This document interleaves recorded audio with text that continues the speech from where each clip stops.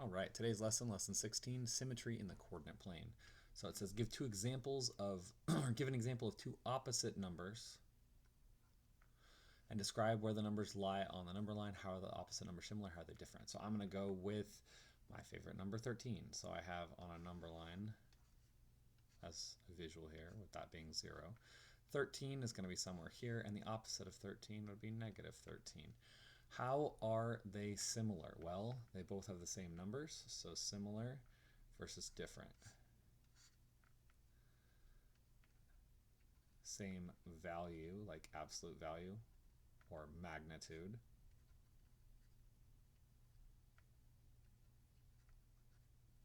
How are they different? Different amounts. I mean, one, if we're talking money, one is you have $13, the other would be you owe $13, right? But it's the same amount of money, it's just a question of whether you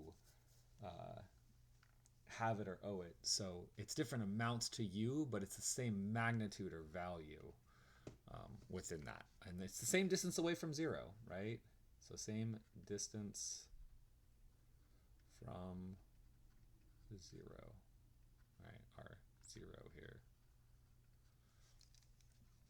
Okay, looking at extending opposite numbers to the coordinate plane, locate and label your points on the coordinate plane to the right for each pair of points in the table below. Record your observations and conjectures in the appropriate cell. Pay attention to the absolute values of the coordinates and where the points lie in reference to each axis. So first set I have is 3, 4 and negative 3, 4. So 3, 4 means this is going to be a positive and a positive. So that means it's going to be in this quadrant 1, right? Over 3, 1, 2, 3, and up 1, 2, 3, 4.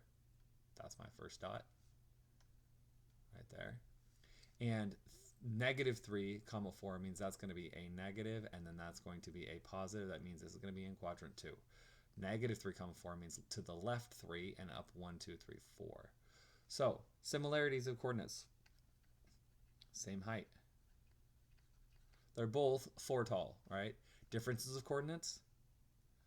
Left versus right for my dots from 0, right? Different distances left and right. Same height, different distances left or right.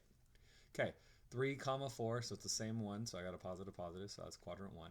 And 3, negative 4, I have a positive, negative. That means I'm going to go over to the right 3 spaces, but now I'm going to go down 4 spaces. Okay, so what's my difference between those? Well, the difference between those would be height, right? Tall versus low, right? High versus low. And similarities would be same side, which is to the right. And the last one, they're again the same. So we're keeping that first one the same, so it's in quadrant 1. And the last one you'll notice is a negative, negative, which means it's going to be, should have put this here. So positive, negative was quadrant 4. Negative, negative should be quadrant 3. So this should be over 3 to the left and down, or 4, which should be that dot there. What is the same? What's a difference? Let's do the obvious. What's a difference between this dot here and this original dot here? Well, a difference would be different sides, different height. So what would be the same? Well, do we notice that this is the same distance from 0 diagonally, and this is the same distance from 0 diagonally? Do we notice, in fact, that if we were to fold the graph like this right here, fold it, they would actually match up perfectly? So same distance, or same diagonal distance from 0. And then what else? It also says pay attention to absolute values. What can you tell me about the absolute values here? Absolute value of 3 and absolute value of negative 3 are the same. Absolute value of 4 and negative 4 are the same. So same absolute value, AV. 3 and 4, 3 and negative 4, same AV. 3 and 4, negative 3 and 4, same AV. So absolute values are the same with all those because the numbers themselves are the same. It's just different positives and negatives, which changes where it is on the graph. Continuing this down, it says similarities in location. So again, we were talking about those 4 left rights, right? And up downs, right? So 3, 4, and -3, 4. Similarities in location, similar differences in location, relationship between coordinates, and location on plane. So if we look and go back real quickly, similarities in location between them. Well, let's look at, this is my first one in comparison to my second dot. This is my first one in comparison to my third dot. This is my first one in comparison to my fourth dot. So I'm going to go ahead and write that out. That's my fourth dot there. That's my third dot. That's my second dot. And that's my first dot. So similarities in location between 1 and 2.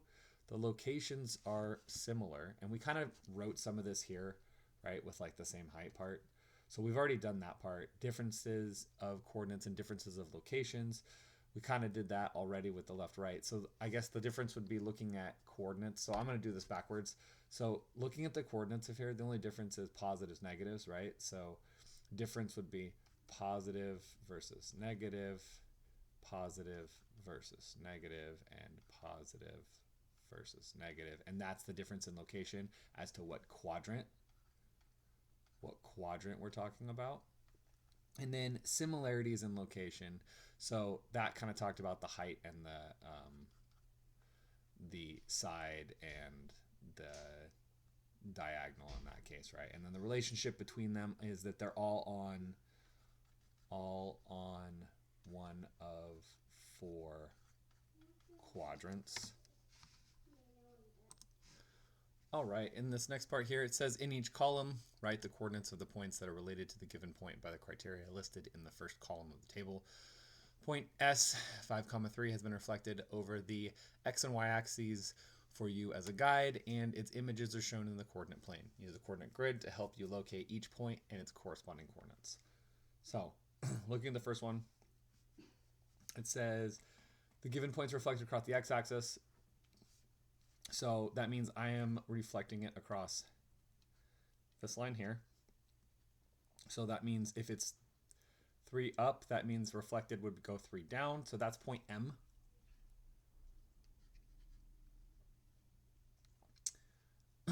And as I look at these other points here, I have up here, I have -2, 4. So -2, +4 would be this point right here.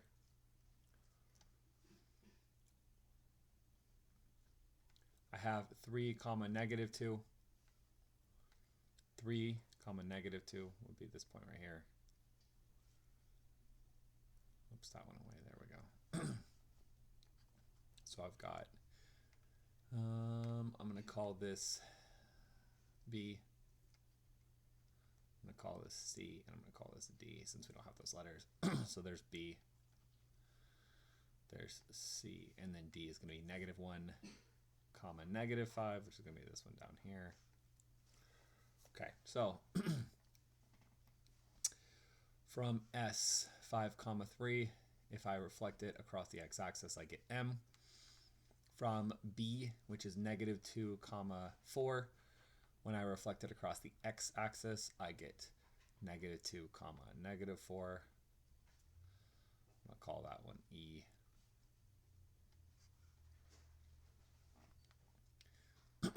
From C, 3, -2. If I reflect across the x-axis, that's going to go the other direction, so it should be 3, +2. I'm going to call that F.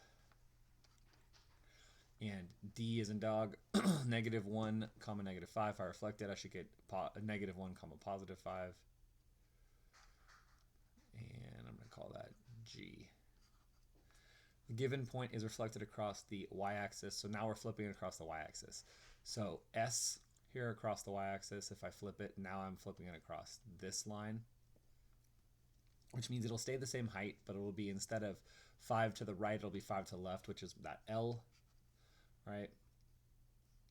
E, same thing. If I'm reflecting across the y-axis, it'll stay the same height. In this case, it'll be 4 down or -4, right? It'll just go from a -2 on the x to a +2. So instead of being 2 away this way, it's going to be 2 away this way. So it should go right there. E, F, G, L. Let's go with H. F, or excuse me, C, 3 comma negative 2 when I flip that. So over 3 and down 2, if I flip it across the y-axis now, that means instead of 3 away this way, it's going to be 3 away this way. So that dot goes right there at negative 3 comma negative 2. Call that I. And D, which is this dot here, negative 1 comma negative 5. If I flip that across the y-axis, instead of going this way, it's going to go this way. That'll be that one there. We'll call that J. Given point is reflected first across the x-axis, then across the y-axis. So we're only going to do the rest of these with this S, just so that then that way we don't get too much writing on here and run out of space with things. Okay. So with the S, it says first reflected across the x-axis. So that means we're going to go this way to where the M is, right? Then reflected across the y-axis means we're going to stay the same height, but now we're going to go this way, this direction, and that leaves us with A. And then the given point is first reflected across the y-axis, then across the x-axis. So that means we're going to go from S, we're going to go here to L, and then we're going to go here to A, and you'll notice that it's the same answer. It's A. So when we reflect across both the x-axis and the y-axis, right? The x-axis and the y-axis, the x-axis and the y-axis here, right? The order doesn't matter as long as we're reflecting across both. And you'll notice also that that means that this would kind of be like if we folded it here and we folded it in half going this way diagonally, right? So that's what I want you to glean from this piece of information.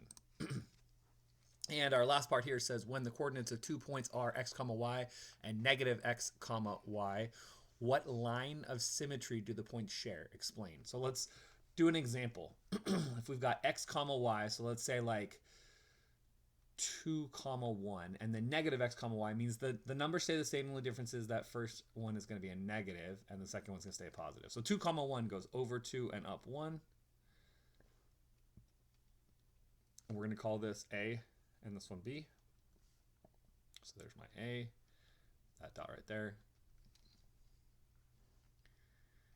And come on, dot, there we go. B is going to be negative 2 comma 1, means from origin 2 to the left and up 1. That's my B. What line of symmetry do the points share? So symmetry meaning something that's the same.